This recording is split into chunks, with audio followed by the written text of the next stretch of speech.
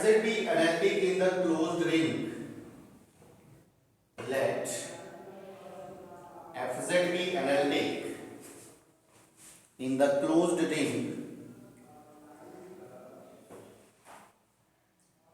bounded by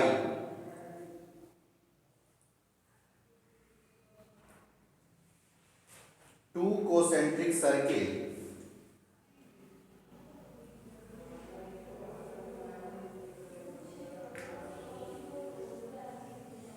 C and C dash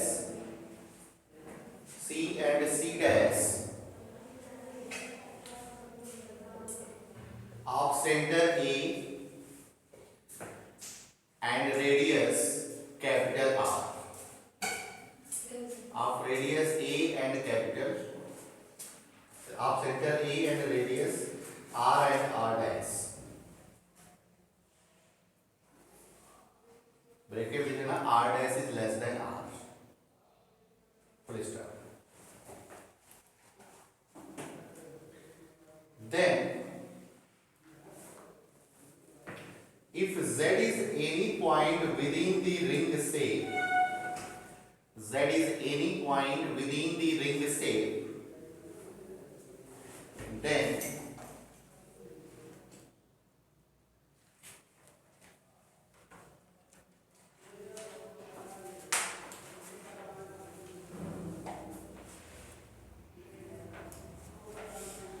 अब जरा देखो इधर, ये जो पॉइंट हम ले रहे हैं Z, इस पॉइंट के करेस्पॉन्डिंग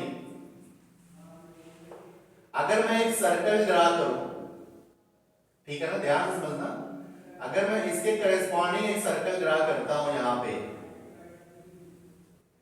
और इस सर्कल का भी जो सेंटर है वो हमारा A ही है और इसका रेडियस स्मॉल r है, तो बड़ी सीधी सी बात है कि ये जो रेडियस स्मॉल r है वो हमारा r डैश और r के बीच में होगा।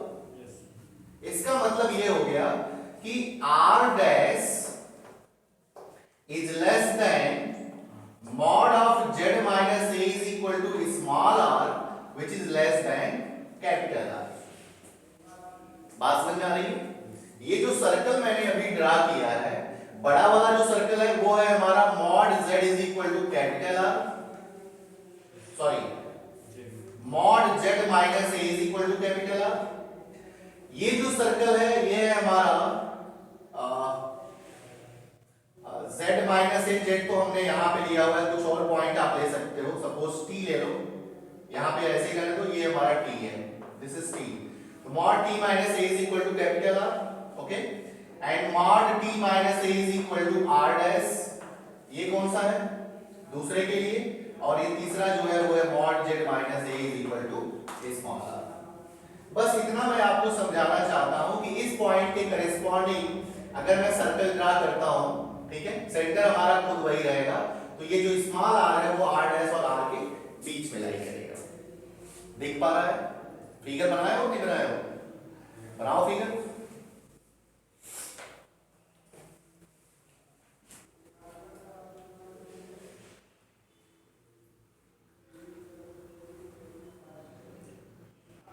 अभी तो ठंडी नहीं पड़ रही है ज्यादा।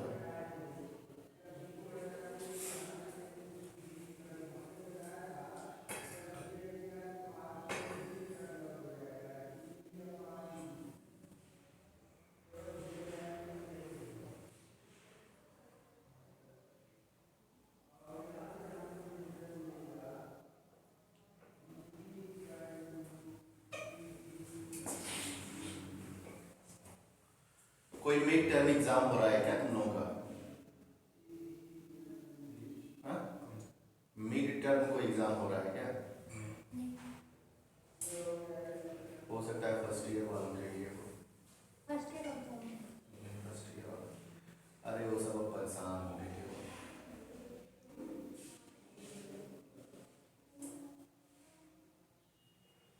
तुम लोगों का ठीक है, मार्च में एग्जाम दे दो, आराम से जाने।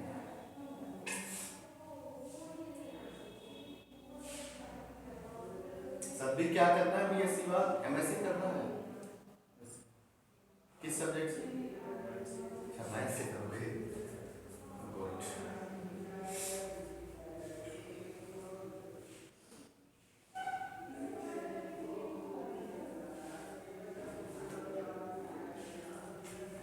मैं बड़ागंज में जब पढ़ाता था, एक लड़का है शिवम मिश्रा नाम का, और एक उसके पहले एक लड़की थी, उसको मैंने पढ़ाया था, उसका नाम अपूर्वा मिश्रा था। इंट्रेंस गोरखपुर का इंट्रेंस में उसका सेकेंड रैंक आया था, और ये जो अभी लड़का है उसका भी सेकेंड रैंक आया था। और इस बार भी मैं पिछली बार तो नहीं पढ़ा पाया, 2 ही महीने मैंने पढ़ाया था, तो 2-3 स्टूडेंट्स का एडमिशन यहाँ पे हुआ है, वैसे कर रहे हैं सब। तो जितनी चीज़ें आपको बताई जा रही हैं, अगर टाइम रहा तो मैं आपको कॉम्प्लेक्स में और न्यूमेरिकल में ऑब्जेक्टिव टाइप कितने क्वेश्चन कहाँ से पूछे जाते हैं, 10 दिन का टाइम मिल जाएगा तो मैं सारा ही रिवाइज करवा दूँगा। और ऑब्जेक्टिव टाइप क्वेश्चन हैंडल करने के तरीके अलग होते हैं। ये चीज़ें थोड़ी बोरिंग लगती हैं, थ्योरम का प्रूफ करवाना, लेकिन वो चीज़ें बहुत इंटरेस्टिंग होती हैं। जैसे कि मैं क्वेश्चन कराया था कॉम्प्लेक्स नंबर का, देखे होंगे, वो चीज़ें ज़्यादा इंटरेस्टिंग होती हैं, कम से कम हम अप्लाई तो कर पा रहे हैं। अब ये जो थ्योरम हम लोग इतना पढ़ते हैं, मैं आपको बता दूं कि हमारे गुरु जी हैं, मैं उनसे दिल्ली में पढ़ा था, कॉम्प्लेक्स एनालिसिस में सिर्फ 5 थ्योरम कहे थे, याद कर लो, सिर्फ 5 थ्योरम और 4 एग्जाम्पल, जैसे मॉड जेड स्क्वायर, जेड बार, और इसके बारे में सब कुछ पता हो, और इतने पे ही वो पूरा कॉम्प्लेक्स के सारे क्वेश्चन ही करवा देते थे ऑब्जेक्टिव वाले। मतलब उससे बाहर जाना है नहीं, सोचना है बस, इतने नहीं सोचना है। मॉड जेड स्क्वायर ले लो, 3 ऑप्शन डिस्कार्ड हो जाएंगे, लेकिन वो उसके बारे में सब कुछ पता होना चाहिए। तो वो चीज़ें ज़्यादा इंटरेस्टिंग होती हैं। जैसे मैट्रिक स्पेस हुआ, मैट्रिक स्पेस में भी ऑब्जेक्टिव टाइप क्वेश्चन खूब अच्छे बनते हैं, वो भी बहुत आसानी से 3 ऑप्शन डिस्कार्ड किए जा सकते हैं, उसे काउंटर एग्जाम्पल बोलते हैं। मैट्रिक स्पेस में हम स्पेस में बात करते हैं, लेकिन जैसे ही R2 ले लेंगे तो हम रियल लाइन पे आ जाएंगे, सॉरी R ले लेंगे तो रियल लाइन पे आ जाएंगे, और वहां से कई सारी चीजें मिल जाती हैं। ठीक है, उसके बाद से फिर अच्छे पेपर यही हैं आपके, कॉम्प्लेक्स, मैट्रिक स्पेस, और क्या है, टेंसर भी है, लेकिन एनालिसिस वाले जो पेपर हैं वो यही 2 ही हैं शायद। बाकी न्यूमेरिकल एनालिसिस में कैलकुलेशन करते रहो, खूब कैलकुलेशन करो। हो गया ये? ओके, देन के बाद लिखो, then R dash is less than mod z minus a is less than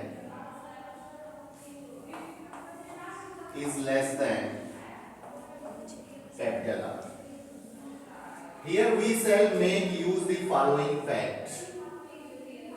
Here we shall use of the following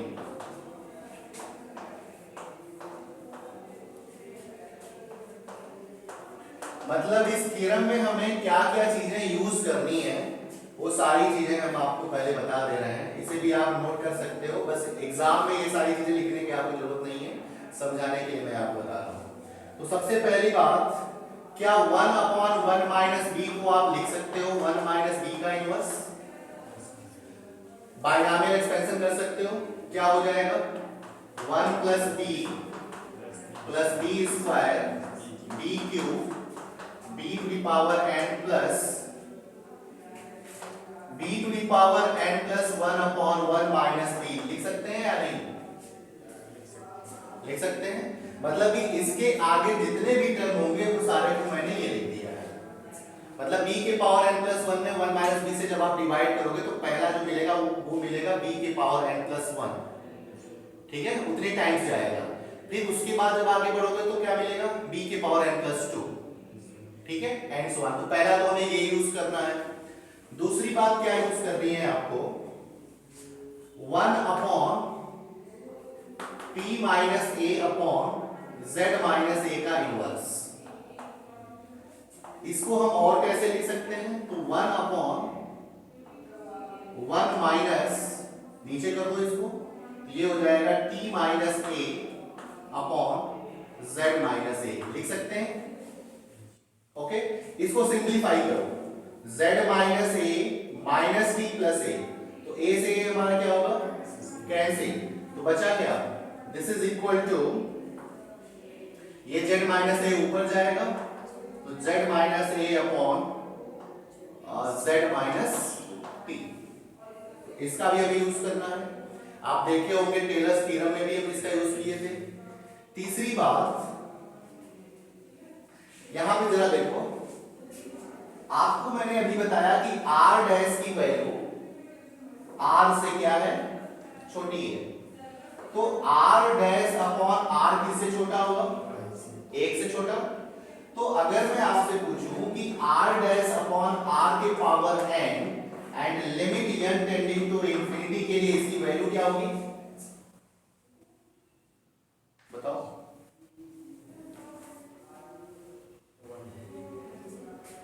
फिर से समझो, ऐसे सोचना कैसे है, r डैश अपॉन r 1 से छोटा, कोई 1 से छोटा वैल्यू बताओ, 1 से छोटा कोई वैल्यू, 1/2 ले लो।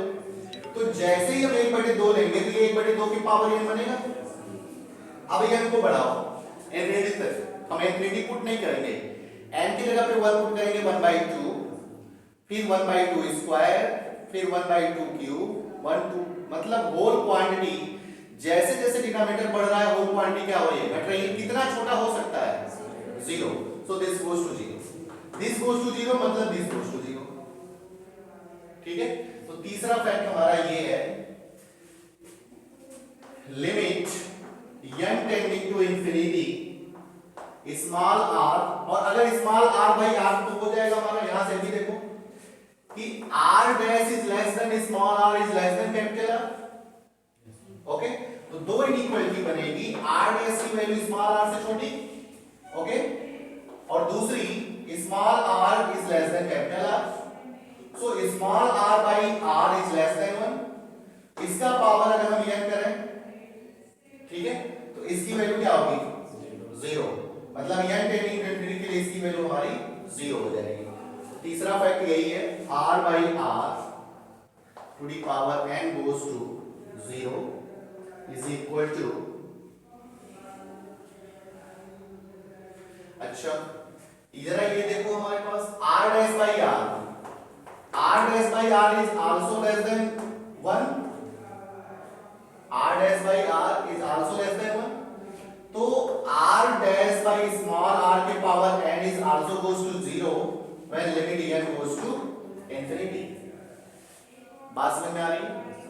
तो ये हो गया हमारे पास limit n tending to infinity r dash by r to the power n, इसका भी हम यूज करेंगे, नोट करो। नहीं समझ में आएगा बोल देना, फिर बताइए।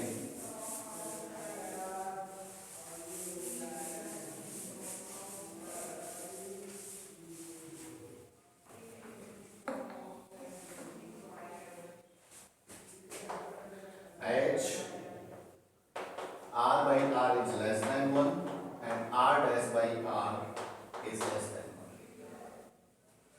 और चौथी बात, इंटीग्रल c मॉड dt की वैल्यू कितनी होती है, 2 पाई रेडियस ऑफ द सर्किल, जो भी रेडियस, जो भी सर्किल होगा उसका radius.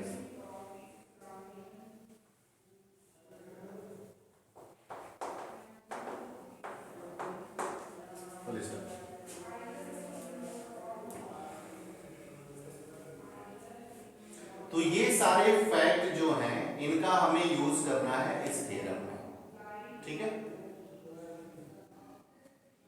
Bye extension of Cauchy integral formula,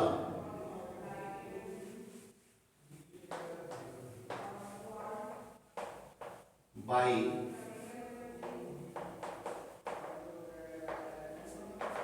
extension of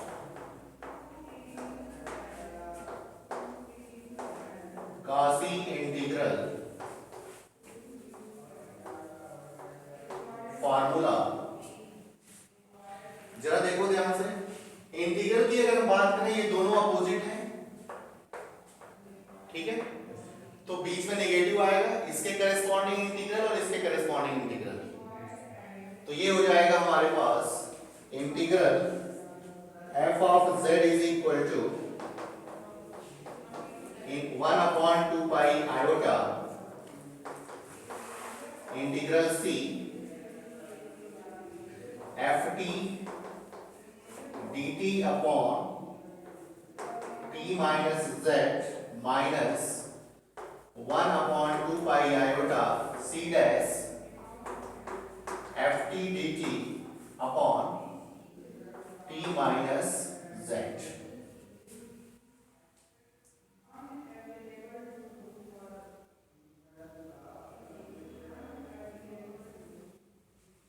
क्या इसको ऐसे लिख सकते हैं? जरा ध्यान दो. 1 upon 2 pi iota integral c ft dt upon t minus z plus 1 upon 2 pi iota integral c dash ft dt upon z minus t. लिख सकते हैं? प्लस हो गया हमारा. Okay. So f of z is equal to 1 upon 2 pi iota integral c. यहां पे एक को जोड़ो और एक को घटाओ डिनोमिनेटर में. ठीक है, तो क्या हो जाएगा? ft dt divided by t minus a minus z minus a. ठीक है, वहां पे भी जोड़ो घटाओ. तो this is 1 upon 2 pi iota integral c dash ft dt upon z minus a minus t minus a. ऊपर बिठा दो.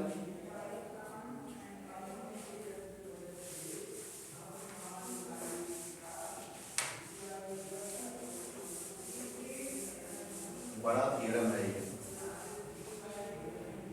ओके, जरा ध्यान दो. यहां से अगर हम t माइनस a कॉमन करेंगे तो z minus a upon 1 minus z minus a upon t minus a numerator ले जाएंगे तो क्या होगा? 1 minus z minus a by t minus a का इनवर्स. सिमिलरली यहां पे भी कर सकते हैं. तो so f of z is equal to 1 upon 2 pi iota integral ft upon t minus a और 1 minus z minus a upon t minus a का inverse into dt plus 1 upon 2 pi i integral ft upon z minus a 1 minus t minus a upon z minus a का inverse into dt. कोई दिक्कत इसमें?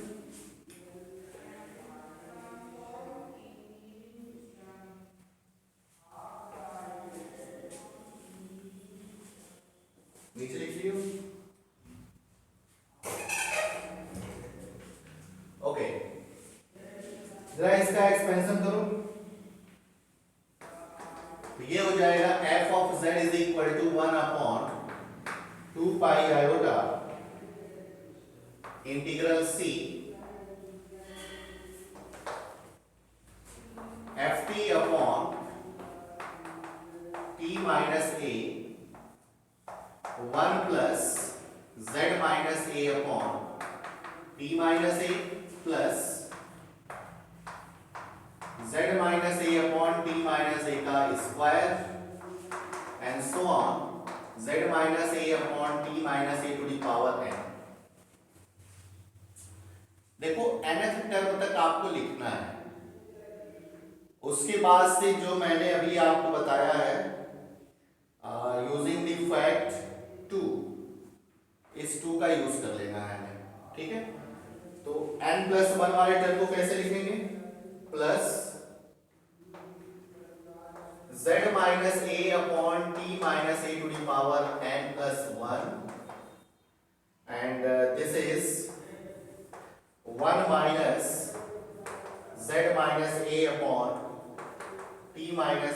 Power -1 into dt। देखो जरा इसको expand करो, तो पहला टर्म क्या बनेगा 1, और इससे मल्टीप्लाई करोगे तो इसके बाद वाला टर्म मिल गया।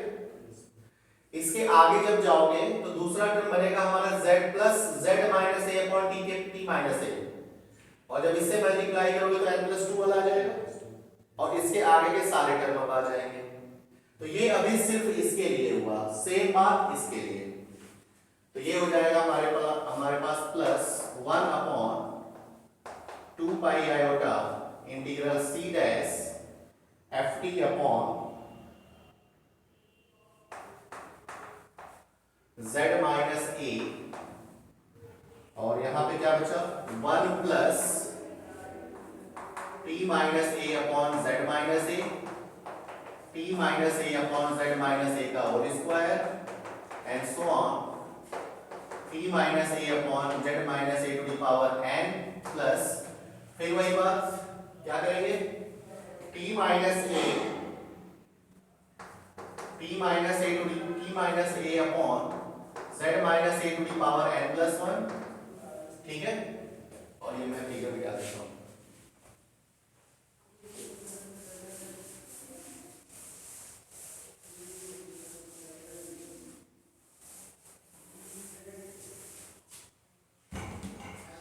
तो यहां पे क्या बचेगा 1 minus t minus a upon z minus a का इनवर्स इनटू dt, ठीक है ना। ये n टर्म तक हो गया, इसके आगे n plus 1 n plus 2। Taking what is an? An is 1 upon 2 pi iota integral c ft dt upon t minus a to the power n plus 1. What is a naught? A naught is, समझो जरा, अगर मैं n की value 0 करता हूं तो 1 upon 2 pi iota integral c ft dt upon t minus a। Okay, इधर आओ, अगर मैं यहां पे मल्टीप्लाई करूं, सिर्फ पहला टर्म देखो 1 upon 2 pi iota integral c ft dt upon t minus a, this is a not.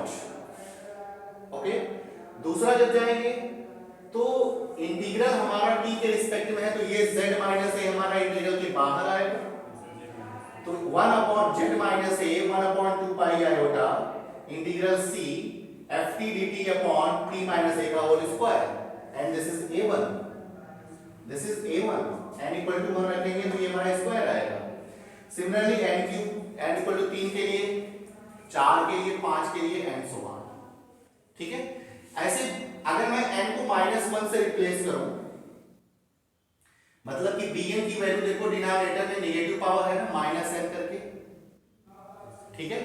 तो जब उसकी वैल्यू बढ़ाओगे तो जो ये पावर हमारा यहाँ पे बन रहा था z माइनस a का जो पावर न्यूमरेटर में बन रहा था, वहां पे क्या आएगा, डिनोमिनेटर में आ जाएगा। दोनों में अंतर बस इतना है, ठीक है। चले आगे, यहां तक कोई दिक्कत, ऐसा तो नहीं समझ में नहीं आ रहा है, हाँ बोलो, नहीं आ रहा समझ में, कहाँ क्या नहीं आ रहा समझ में, तो जहां नहीं आ रहा समझ में पूछो ना, कहां नहीं आ रहा है। मैं ये कह रहा हूं, इसका पहला टर्म क्या बनेगा, ध्यान से देखो, ये बात समझ में आ गई, पहला वाला, झूठ मत बोलना तुम, पहला वाला समझ में आ गया। दूसरा, इसे अंदर मल्टीप्लाई करो, इंटीग्रल किसके रिस्पेक्ट में है, तो z माइनस a पे कोई इफेक्ट नहीं पड़ेगा, हम इंटीग्रल के बाहर करते हैं, तो सोचो ये 1 अपॉन z माइनस a हो गया, बचा क्या 1 upon 2 pi iota F D D T, सिर्फ यही तो बचा, ओके। और bn हमारा है क्या, n इक्वल टू हमें क्या लेना है पहले 1, तो n इक्वल टू 1 लेते ही डिनोमिनेटर क्या होगा, ये पावर 0 सो 1, तो बचा क्या 1 upon 2 pi iota F D D T, और वही हमारा क्या है। तो मैं इसी पावर की बात कर रहा था कि ये जो पावर अब आने वाला है वो हमारा क्या आएगा, डिनोमिनेटर में आएगा। ऐसा क्यों? क्योंकि हमें प्रूफ ही करना है। ये देखो z minus A to the power minus n, वो तो नीचे ही आएगा।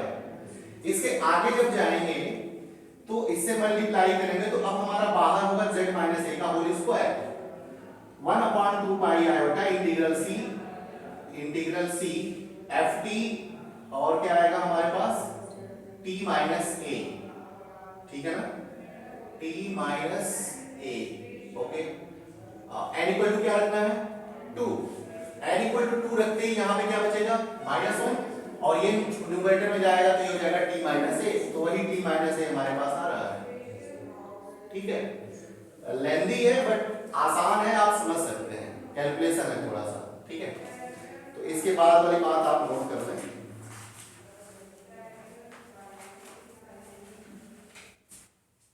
bn की भी वैल्यू लिख लो, bn is equal to 1/2 pi iota integral c dash ft dt upon p minus a to the power minus n plus 1। तो f of z is equal to क्या हम लिखते हैं a naught plus z minus a into a1 z minus a का whole square into a2 plus a n z minus a to the power n plus capital U n plus 1।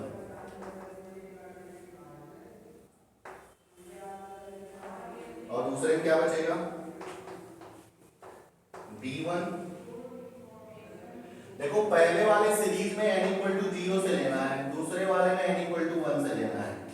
तो b1 upon z minus a, b2 upon z minus a का whole square plus bn plus 1 upon z minus a to the power n plus vn plus 1। This is equation number 1। अच्छा ये बताओ, अगर capital UN plus 1 और capital VN plus 1 zero हो जाए तो series हमारी प्रूफ हो गई, क्योंकि हमें पावर n तक ही जाना है। तो अगर UN प्लस 1 और VN प्लस 1 जीरो हो जाए तो उस केस में हमारा सीरीज जो होगा वो प्रूफ हो जाएगा। ठीक है, तो अब स्टार्ट करते हैं। अब UN प्लस 1 क्या है और VN प्लस 1 क्या है, इसके लिए जो मैंने अभी लास्ट में लाइन लिखा हुआ था, ए को मैंने जोड़ा और घटाया, उसके पहले थोड़ा सा आपको उल्टा सोचना है। ठीक है, जैसा कि हम टेलर सीरीज में किए हुए थे। तो वेयर UN प्लस 1 क्या होगा, UN plus 1 is 1 upon 2 pi iota integral C ft upon t minus z minus a upon t minus a to the power n plus 1 into dt and vn plus 1 is equal to 1 upon 2 pi iota integral c dash ft upon z minus t p minus a upon z minus a to the power n plus 1 into dt। ये है हमारा UN plus 1 और VN plus 1। Okay,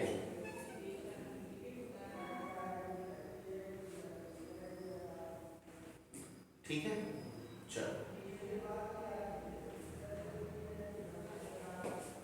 let capital M is equal to maximum of ft, maximum of ft on C,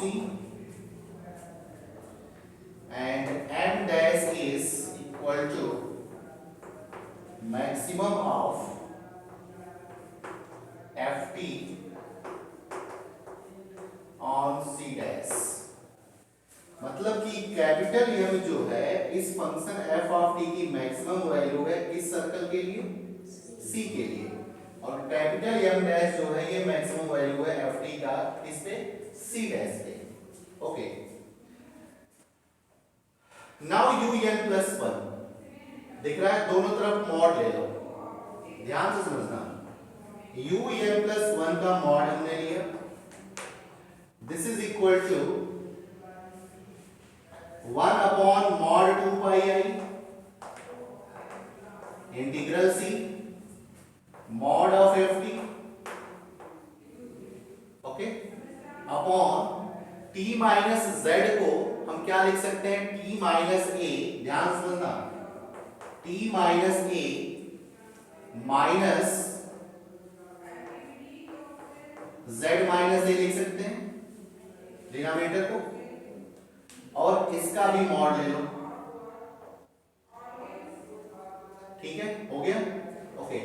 और ये है हमारा z minus A upon T minus A, तो इसे हम लिख सकते हैं z minus A mod z minus A के power n plus one upon mod T minus A के power n plus one into mod D, ठीक है। अब समझो जरा इधर, mod a by b is nothing but this is mod a by b, ठीक, mod z के power n is equal to mod z के पावर n, ये मैंने यहां पे यूज किया, ओके। अब देखो ये मैक्सिमम वैल्यू है, यहां पे मैक्सिमम वैल्यू का मतलब ये हो गया कि mod of ft less than are equal to capital n, mod of ft less than are equal to m, यही तो इसका मतलब है। मैक्सिमम वैल्यू क्या हो सकता है, कैपिटल है। इसका मतलब ये हो गया कि this quantity is less than are equal to capital M, हो गया, दिस क्वांटिटी ये बाहर हो गया, और इसकी वैल्यू 2 पाई, ओके।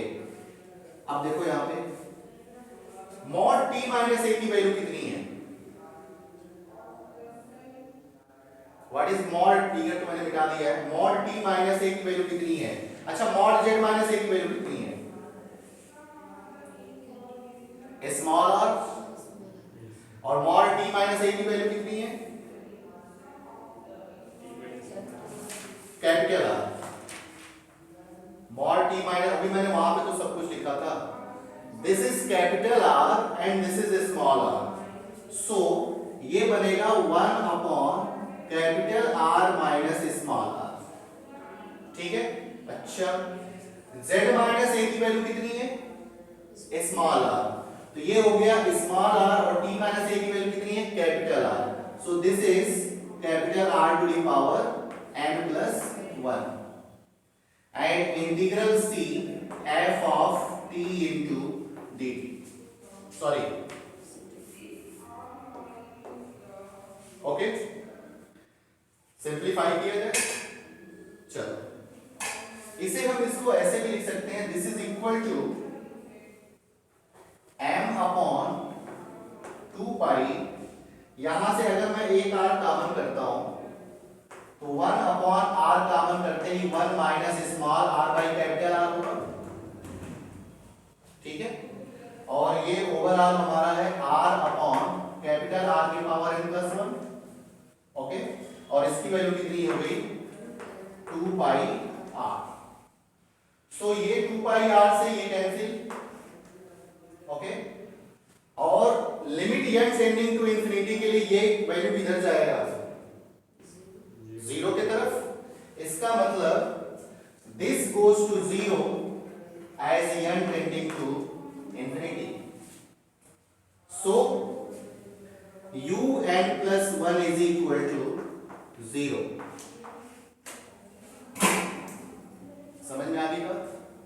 देखो कहीं कोई दिक्कत हो तो अभी पूछ लो, इसीलिए मैं बहुत आराम से बता रहा हूं कि एक ही थ्योरम आज को करना है घंटे, मैक्सिमम तक ये मैंने माना हुआ है कि m जो है वो ft इज ए फंक्शन, तो ft is a function, so ft की जो सबसे ज्यादा वैल्यू है वो हमने माना है कैपिटल है, और इसका मतलब ये होता है कि mod ft less than are equal to m, और इसका मतलब हम और भी समझ सकते हैं फंक्शन इज बाउंडेड। तो हम यहां पे ये भी कह सकते हैं कि फंक्शन हमारा कैसा है, बाउंडेड है। उस केस में भी हम इसे अप्लाई कर सकते हैं। तो चाहे m equal to maximum of F t लिखो, चाहे ये कहो कि एफ टी जो है वो हमारा बाउंडेड फंक्शन है। ठीक है, कोई दिक्कत?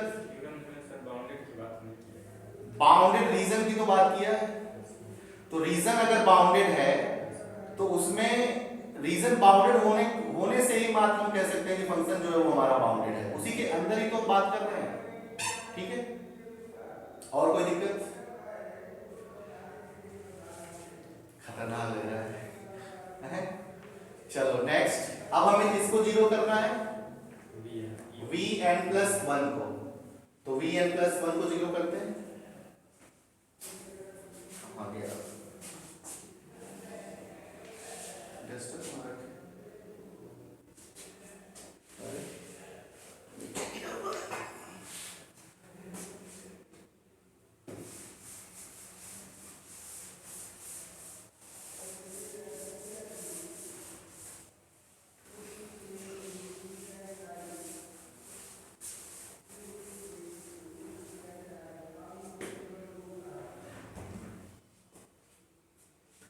आप ऐसे लिखे ना, हेंस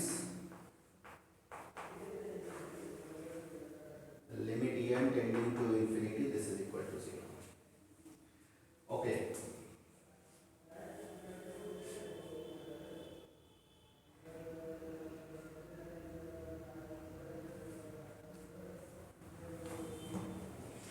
ओके, vn+1 कहां पे है? देखो vn+1 मॉड लेना है, तो mod vn+1 this is equal to 1 upon mod 2 pi iota integral c dash mod of F T upon z minus A minus T minus A, इसका भी मॉड लेना है, और t minus A upon z minus A to the power n plus 1 into mod dt। ठीक है, अब ध्यान से समझो इधर, मॉड z माइनस ए की वैल्यू क्या है, स्मॉल r। ठीक है, मॉड t माइनस ए की वैल्यू कितनी है, लेकिन किस सर्कल पे, ऑन सी। ठीक है, अच्छा, mod t minus a is equal to r dash किस सर्कल पे, c डैश पे। ओके, ठीक है, तो mod vn+1 this is less than r equal to, इसकी वैल्यू कैपिटल N अपॉन इसकी 2 पाई। ओके, ये देखो, ये हमारा स्मॉल r और ये r dash, so 1 upon small r minus r dash. Okay, t minus a means r dash upon small r, okay, and power n plus 1, and integral c mod dt की value 2 pi r dash। बात समझ में आ रही है? Okay, अब जरा देखो यहाँ पे कुछ कैंसिल हो रहा है, थोड़ा सा और सिंप्लीफाई कर लेते हैं। ये हमारा कैंसिल हो गया, इससे यहां से हम r डैश कॉमन कर सकते हैं। कैसे कॉमन किया जा रहा है, जरा ये भी ध्यान दो।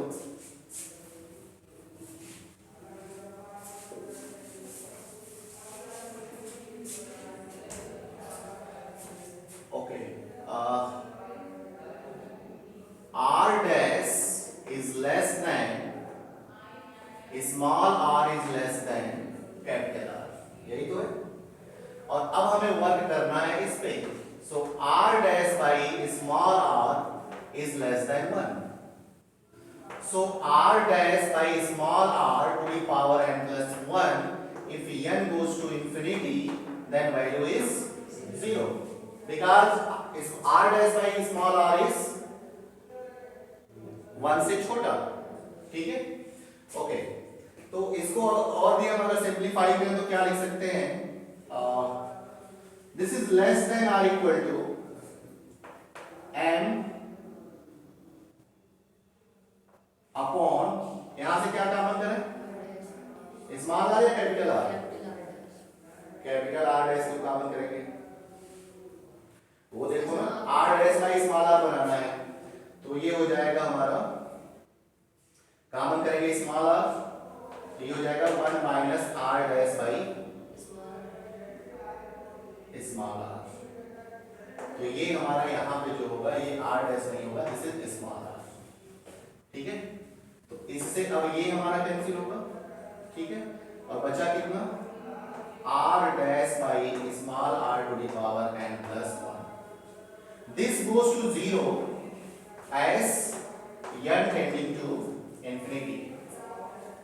बात समझ में आई? सी डैश के लिए तो कैपिटल आर डैश की रेडियस है ना, सी डैश के लिए कैपिटल आर डैश की जरूरत है, लेकिन हम कॉमन वही करेंगे जो हमारा डिनोमिनेटर में जाएगा। नहीं सर, यहाँ मॉड dt की वैल्यू 2 पाई r कैपिटल आर डैश होगा ना, क्योंकि सी डैश के लिए एक कैपिटल आर मिनट मैं डैश। चेक कर लेता हूँ।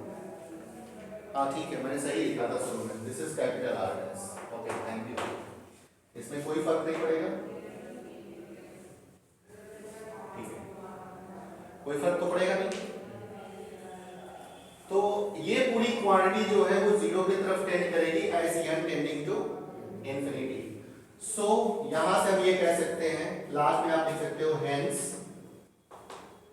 Limit n tending to infinity vn plus 1 is equal to 0, और हमारा एम यही था un प्लस 1 और vn प्लस 1 दोनों को 0 करना। जैसे ही ये 0 हो गए इक्वेशन 1 मिट गया है, हाँ मिल गया है, तो बाकी के ये जो आगे के टर्म थे वो सारे क्या हो जाएंगे, 0।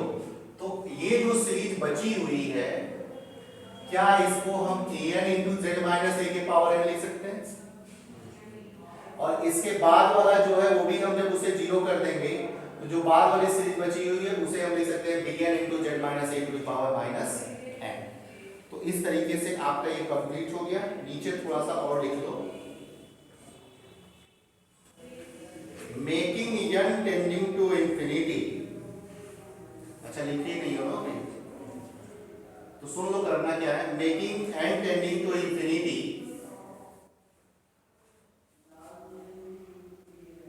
and noting the above fact we get this, ठीक है। कोई समस्या हो तो पूछ लो।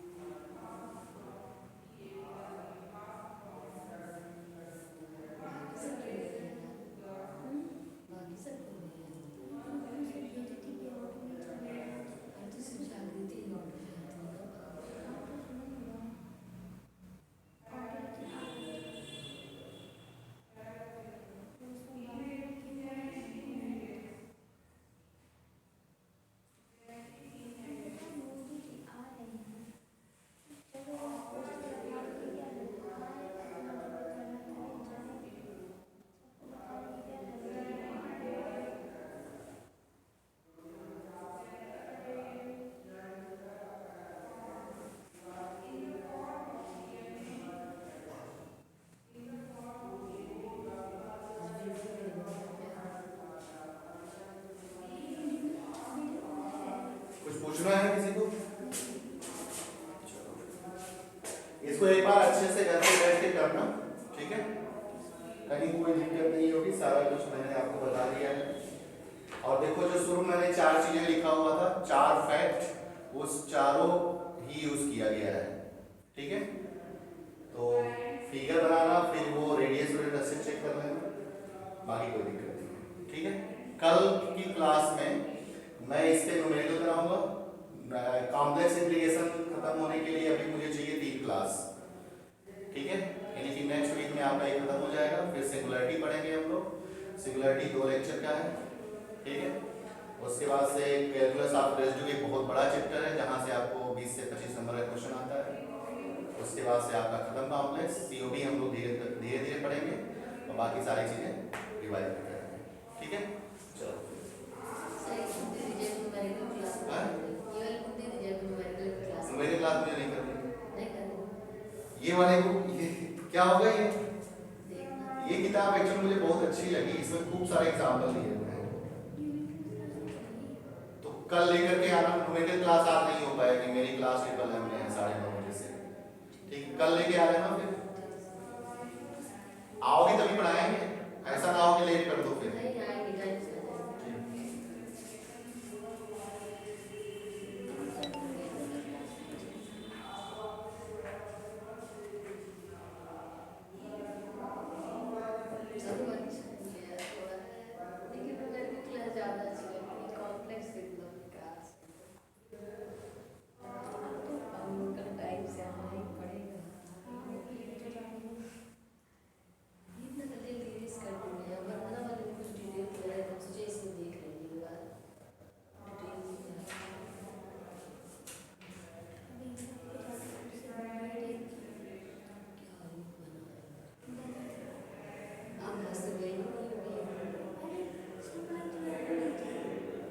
हम सोचे बोले